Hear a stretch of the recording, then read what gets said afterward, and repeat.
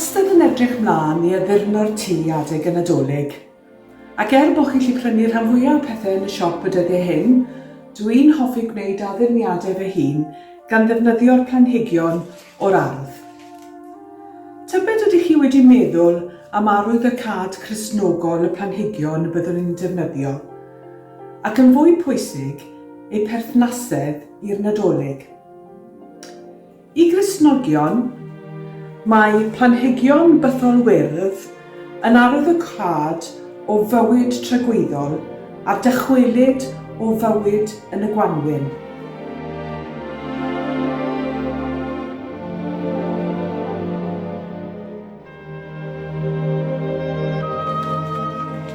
Nawr mae'r iorwg yn blanhigyn sy'n glynu, ac felly yn symbol o ddyn yn dal ei afael yn dyn ar Dduw.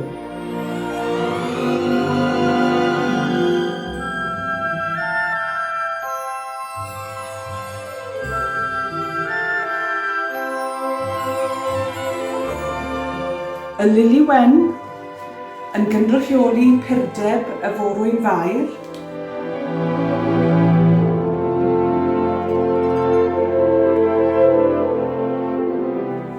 a'r celyn yn symbol o'r goron ddraen ar Iesu ar y groes, a'r eiron coch yn cynrychioli ei waed.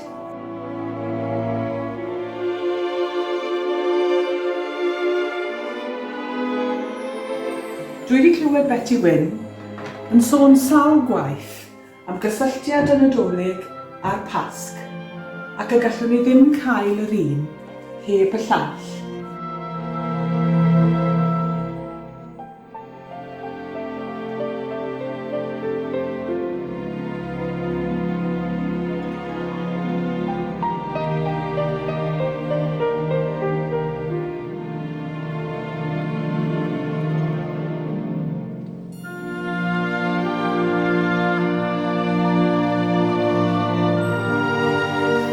A dyna ni, Nadolig llawen.